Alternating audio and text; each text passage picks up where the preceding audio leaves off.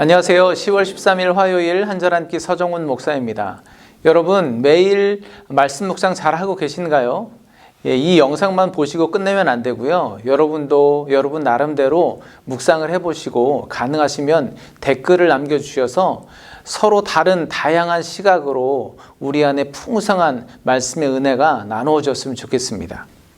하나님의 심판은 유다 예루살렘에서 열방으로 주변 나라들로 확대가 됩니다. 가장 첫 번째 심판의 대상은 애굽이었습니다. 중요한 이유는 그들의 교만함에도 있었지만 유다가 가장 의지했던, 하나님보다 더 의지했던 나라가 바로 애굽이었기 때문입니다.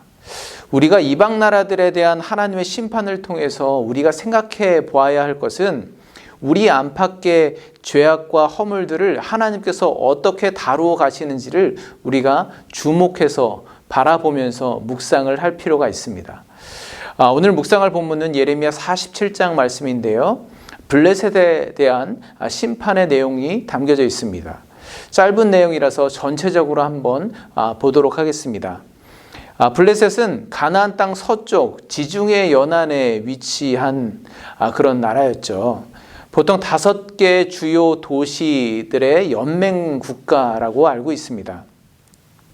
오늘 본문에는 블레셋이 왜 심판을 받는지 구체적인 이유는 기록되어 있지 않습니다. 그렇지만 역사적인 내용들 그리고 다른 선지서의 내용들을 참고해 보면 우리가 그 이유를 충분히 알 수가 있습니다. 사실 블레셋은 당시 다른 나라들에 비해서 그리 큰 강대국은 아니었습니다. 그런데 원래 그들은 섬나라 사람들이거든요. 크레타 섬에서 살던 사람들인데 지중해 해안가로 이주해 왔기 때문에 늘 그들은 내륙으로 진출을 하고자 하는 그런 야욕을 품고 있었습니다. 그렇다 보니까 역사적으로는 이스라엘을 가장 많이 집요하게 괴롭히는 나라 중에 하나가 바로 블레셋이었습니다. 지금도 팔레스타인에서는 갈등이 끊어지지 않고 있죠. 이번에도 하나님은 바벨론을 통해 블레셋을 심판하십니다. 바벨론은 전차 부대를 앞세워서 블레셋을 공격합니다. 그런데 그 공격이 얼마나 맹렬한지 마치 큰 홍수가 온 땅을 뒤덮는 것처럼 바벨론의 전차 부대가 온 성읍과 사람들을 휩쓸어 버린 것이라고 말씀하고 있습니다. 그래서 모든 사람이 살려달라고 울부짖고 얼마나 두려우면 아버지가 손에 맥이 풀려서 자식을 돌볼 겨를도 없을 지경이라고 표현하고 있습니다. 여기저기에 도움을 청하고 간청을 해봐도 도와줄 사람이 없습니다. 오랫동안 동맹국으로 도움을 받던 두로와 시돈의 생존자들조차도 남기지 않고 다 끊어버리셨기 때문입니다. 그러면 이제는 더 이상 도움받을 데도 없고 죽게 되었으니까 하나님께 항복하고 회개하면 되는데 그들은 그렇게 하지 않습니다. 어떻게 하는지 한번 보시기 바랍니다. 오늘 5절 뒷부분 말씀을 보면 내가 내 몸 배기를 어느 때까지 하겠느냐라고 질문하고 있습니다. 홍수가 덮치듯 바빌론 전차 부대가 온 성읍을 휩쓸고 그나마 도움이 될 줄 알았던 동맹국도 다 무너져 버리고 이제 그들은 자기들이 믿는 우상에게 울부짖습니다. 블레셋은 이 모든 것이 하나님의 심판인 줄 알면서도 회개하지 않고 위기를 모면해 보겠다고 자기들이 만들어 놓은 우상 앞에 나아가 자기 몸을 상하게 하고 학대하면서 간절히 도움을 구합니다. 그리고 제발 여호와의 칼을 이제 멈추어 달라고 그렇게 간청합니다. 그러나 당연히 소용이 없는 짓이죠. 왜냐하면 블레셋에 대한 하나님의 심판은 이미 정해져 있기 때문에 심판의 칼날이 그곳을 다 멸하기까지 결코 멈추지 않을 것입니다. 블레셋은 바벨론과 애굽의 전쟁 가운데 여기 붙었다 저기 붙었다 줄타기를 하면서 자기 이익은 다 챙기고 집요하게 살아남아서 이스라엘을 괴롭히던 나라입니다. 저는 이 블레셋에 대한 심판의 장면을 바라보면서 그런 생각을 해봤습니다. 우리가 살다 보면 이 블레셋과 같이 늘 옆에 붙어 다니면서 은근히 괴롭히는 존재가 있기 마련입니다.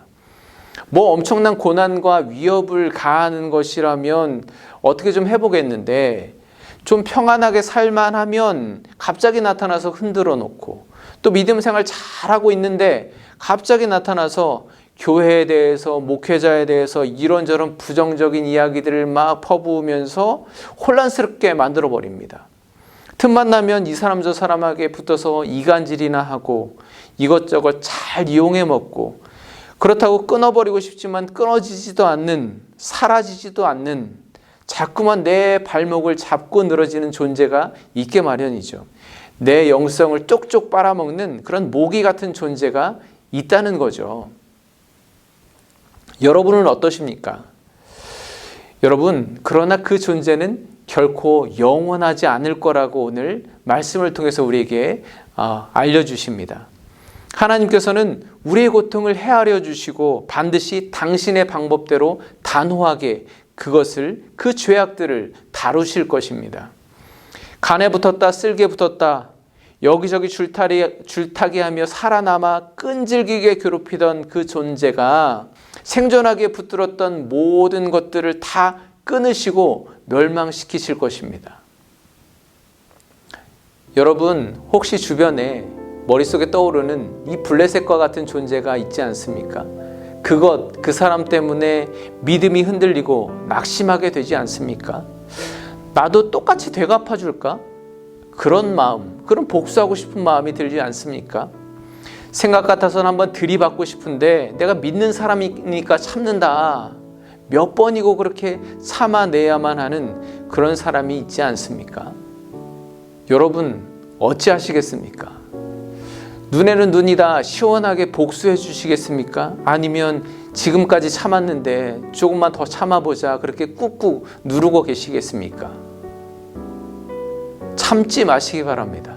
그렇다고 복수하시라는 게 아니라 참지 마시고 하나님께 맡겨보세요. 그 사람, 그 문제 여러분이 갖고 계시지 말고 하나님이 다루실 수 있도록 하나님의 손에 쥐어서 맡겨드리시기 바랍니다.